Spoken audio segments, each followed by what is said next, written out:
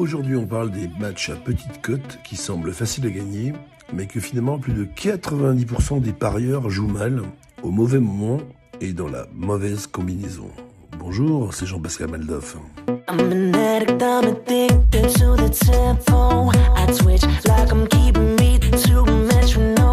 Il y a un piège très courant dans les paris sportifs. Un piège discret. Un piège qui ne ressemble pas du tout à une grosse erreur. Et pourtant, il fait perdre énormément de tickets. Ce piège, c'est la petite cote. Souvent, quand un parieur perd un ticket, il pense tout de suite à la grosse cote, au pari un peu ambitieux, pour gagner beaucoup, au choix un peu osé. Mais en réalité, beaucoup de tickets tombent à cause d'un truc beaucoup plus discret. La petite cote ajoutée à la fin. Vous savez, le petit favori à 1,25, le petit truc en plus, la petite ligne qu'on ajoute pour faire monter un peu le gain. Et c'est justement pour ça que c'est dangereux. Parce qu'elle a l'air sage, elle a l'air rassurante, elle a l'air propre. On se dit, franchement, celle-là, elle ne devrait pas poser de problème. Et pourtant, elle peut suffire à faire tomber tout le ticket. Le problème, c'est simple. Cette petite cote apporte souvent très peu au gain. Mais elle ajoute quand même une nouvelle manière de perdre.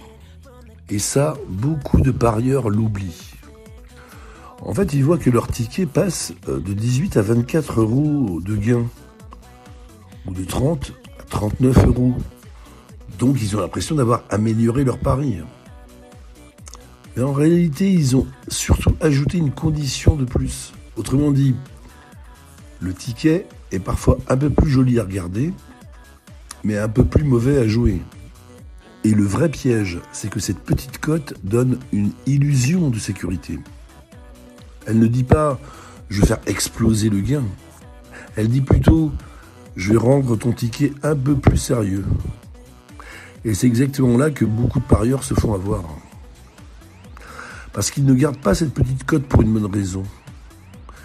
Ils la gardent pour se rassurer, pour avoir l'impression que le ticket est plus propre, pour que le gain soit un peu plus intéressant.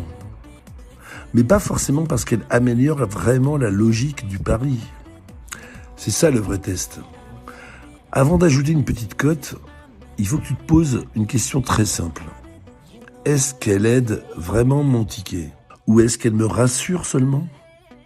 Si elle est juste là pour faire monter un peu le gain, ou pour me donner une impression de sécurité, il y a de grandes chances qu'elle n'ait rien à faire là.